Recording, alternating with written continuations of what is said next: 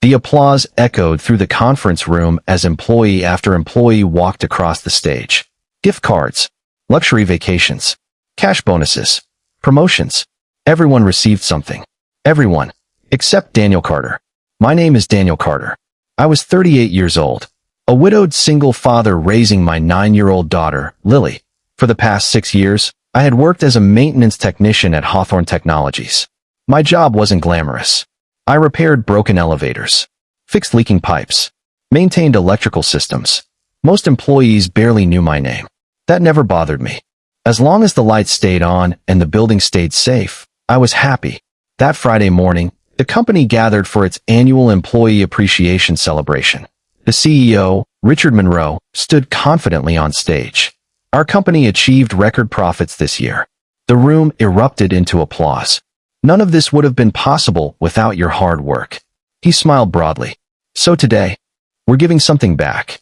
Names were called one after another. The sales team received expensive vacations. Marketing earned generous bonuses. Senior managers were handed luxury watches. Even interns received gift baskets and extra paid leave. Each announcement brought cheers. Daniel clapped for everyone. He genuinely meant it. He knew many of them had worked hard. Finally, the CEO reached the last envelope. And that concludes today's awards. The audience applauded again. Daniel blinked. He quietly glanced around the room. Maybe there had been a mistake. His supervisor leaned toward him. I'm sorry. It wasn't my decision. Daniel, simply the executive boardroom, had never been quieter. 24 department heads sat around the polished conference table. CEO Richard Hawthorne stood confidently beside a presentation screen, unaware that the meeting was about to become the shortest and most important of his career. At exactly 9 o'clock, the doors opened. Margaret Whitmore walked in. Although she had retired years earlier, everyone immediately stood. She wasn't just the founder of the company. She was the woman whose vision had built it from a tiny startup into a global business. Margaret placed a thin folder on the table. I have a simple question. She looked directly at Richard. Why was Ethan Carter removed from the annual bonus list? Richard smiled politely. It was a management decision. I asked why. Richard adjusted his tie. He isn't client-facing. He doesn't generate revenue. Maintenance employees are replaceable. Margaret didn't respond immediately. Instead, she opened the folder. Inside were maintenance reports, employee letters, and security records collected over the previous 4 years. She slid the first document across the table. Who repaired the server room cooling system during last year's power failure? Richard glanced at it. Ethan. The outage would have cost the company nearly $4 million. She slid another report forward. Who discovered the water leak above the research laboratory before it destroyed millions of dollars in equipment? Ethan. Another document. Who stayed overnight during the snowstorm so employees arriving the next morning could safely enter the building? Richard quietly answered. Ethan. Margaret looked around the room. Interesting. According to these reports, one replaceable employee has prevented more financial loss than several departments combined. No one spoke. Then she pressed a button on the remote. A security video appeared on the large screen. It showed the underground parking garage from several days earlier. Employees walked past Margaret while her car sat with a flat tire. No one stopped. Then Ethan appeared. Without hesitation, he knelt beside the wheel and changed the tire. When she offered him several $100s, he politely refused. The room remained silent. Margaret paused the video. I never told him who I was. He believed I was simply someone who needed help. She looked toward Richard. Can character be replaced? Richard lowered his eyes. No. Margaret continued. I founded this company on one principle. People first. Profits second. When those priorities reverse, companies begin to fail. She turned toward the board. I have one final report. The Human Resources Director distributed confidential employee surveys completed anonymously only weeks earlier. Again and again, one name appeared. Ethan Carter.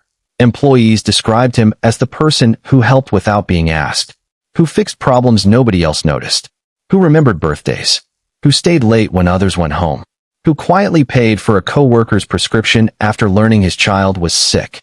None of those actions had ever appeared in a performance review. Margaret smiled sadly. Our best leader isn't even in management. Richard finally spoke. I made a mistake. Margaret nodded. You did. And mistakes have consequences. After a brief discussion with the board, a unanimous vote was taken. Richard Hawthorne was removed as CEO effective immediately. The announcement spread through headquarters within minutes. Employees stood in stunned silence. Many couldn't believe it. Some quietly applauded. Later that afternoon, Ethan received an unexpected phone call. "Mr. Carter? This is Margaret Whitmore. I'd like to meet with you." Ethan assumed she wanted to thank him again for changing the tire. Instead, he found himself sitting across from the company's founder in her private office. She smiled warmly. "Tell me about your daughter." For nearly an hour, they talked. Not about profits. Not about business strategy. About Lily. About losing his wife. About balancing work and fatherhood. About honesty. Finally, Margaret leaned forward. "Leadership isn't a title. It's a habit. I've spent the last week asking employees one question. Who would you trust if everything went wrong?" She smiled. "Your name came up more than anyone else's." Ethan laughed nervously. "I'm just a maintenance technician." "No. You're someone people already follow." Margaret slid a document across the desk. "I'd like you to become Director of Employee Operations." Ethan blinked. "I don't have an MBA. You have something harder to teach." Integrity. Several months later, the company looked different. Executive parking spaces were removed. Managers spent one day each month working alongside frontline employees. Maintenance staff attended leadership meetings. Every employee, from janitors to senior executives, received equal recognition during annual celebrations. One Friday afternoon, Lily visited the office after school. She proudly carried another crayon drawing. This one showed her father standing in front of a tall office building. Across the top, she had written, "My daddy helps everyone." Margaret happened to walk by. She smiled at Lily. "Your father does something even more important." Lily tilted her head. "What?" "He reminds grown-ups what real success looks like."